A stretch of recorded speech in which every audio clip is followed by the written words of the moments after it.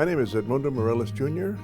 I was an FBI agent from 1979 to 2004. My specialty was a language, speaking Spanish. I got to work cases out of El Salvador, Nicaragua, terrorism related and crimes against Americans. I was involved in a long-term investigation going on between August of 1985 until April of 1986. There were 10 men, 8 FBI agents and 2 bank robbers involved in one heck of a gunfight. Out of the 10 participants, 9 of us, including the 2 bank robbers, were either hit or killed. I was shot twice. They thought they were going to amputate my left arm. After the incident, we were up in Washington, D.C.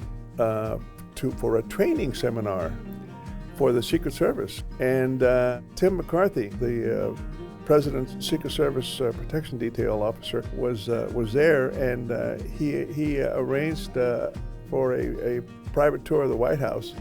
And then he was sneaky. You know, he arranged for us to meet the president.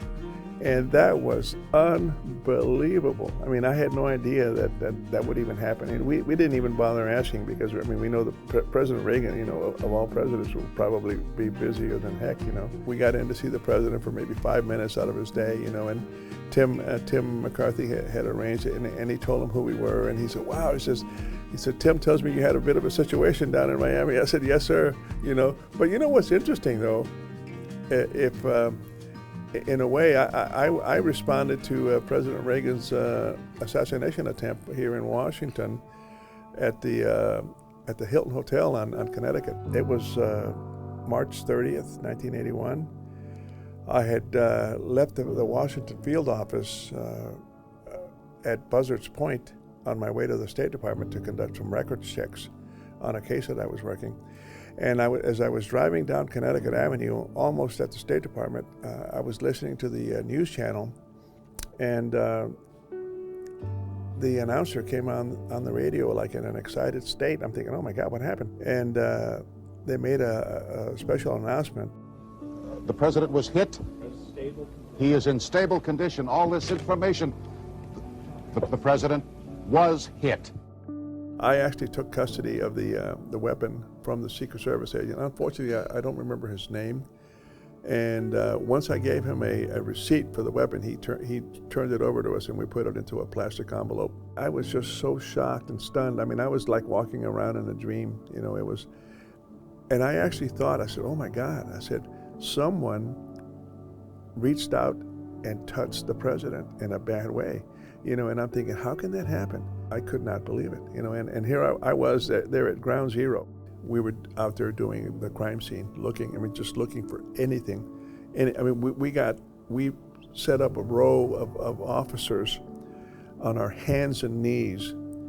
We were on our hands and knees looking down at the sidewalk and on the street, looking for any possible piece of evidence, metal or anything, you know, a bullet fragment or anything that might have been of value. Okay, we literally swept the sidewalk and the street in front of the hotel. I mean, on our hand. I mean, literally going like inch by inch. You know, it was like a big line going down the street like that, looking for evidence. But you know what? A case of that magnitude, you had to do it. You know, there could be no second guessing. So I thought, you know, to myself, you know, I went to his shooting incident, and here he was, you know, like 6 years later, you know, meeting us on our shooting incident. It's kind of like a circle.